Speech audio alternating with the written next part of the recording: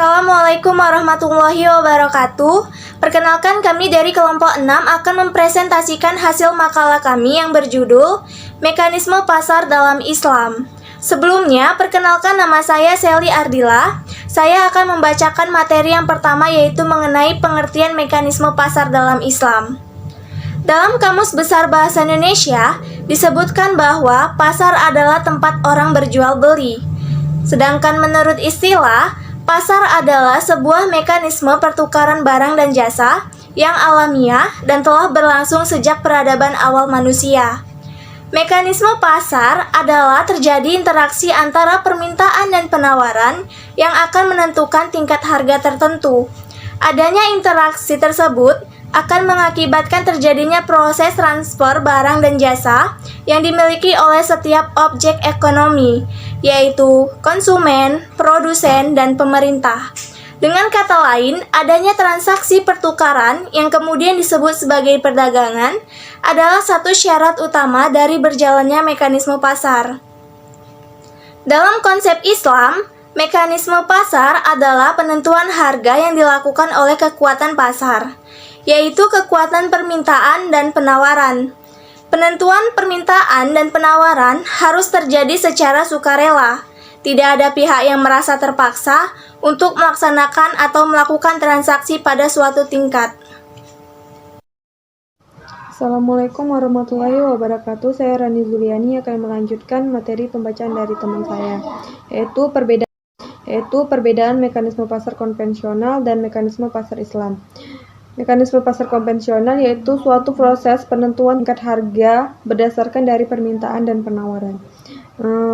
Pasar konvensional terdiri atas 3. Yang pertama ada sistem ekonomi pasar bebas.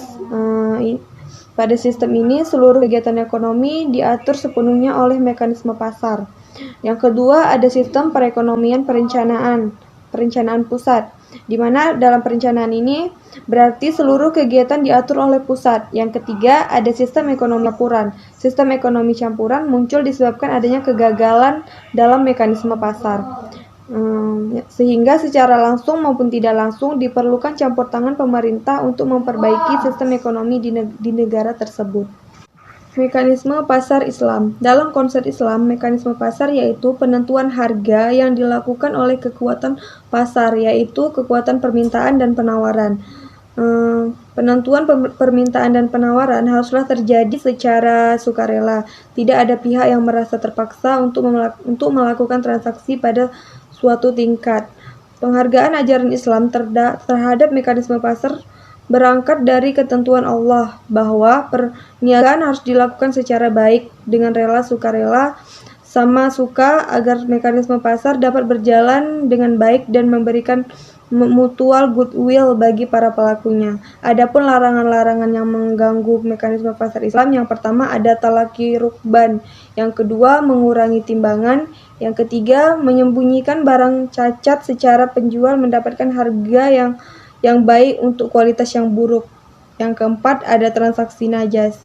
Yang kelima ada iktikar. Yang keenam gaban fahishi atau besar, dilarang, yaitu menjual di atas harga pasar.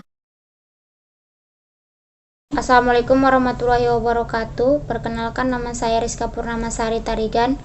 Di sini saya akan menyambung penjelasan dari teman saya.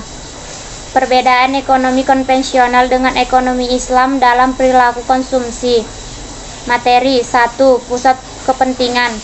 Dalam ekonomi konvensional, manusia. Dalam ekonomi Islam, Allah. 2. Penilaian. Dalam ekonomi konvensional, maksimalisasi keputusan. Dalam ekonomi Islam, memenuhi kebutuhan. 3. Anggaran. Dalam ekonomi konvensional, terbatas. Dalam ekonomi Islam, memadahi. Konsumsi dikendalikan, tidak boros atau berlebihan. 4. Pembatasan. Dalam ekonomi konvensional, tidak ada pembatasan keinginan. Dalam ekonomi Islam ada pembatasan pengekangan hawa nafsu. 5. Pasar. Dalam ekonomi konvensional dikendalikan oleh tangan-tangan yang tak terlihat yang disebut mekanisme pasar. Dalam ekonomi Islam, dikendalikan oleh kehendak Allah dan semua pencapaian segala usaha atau tawakal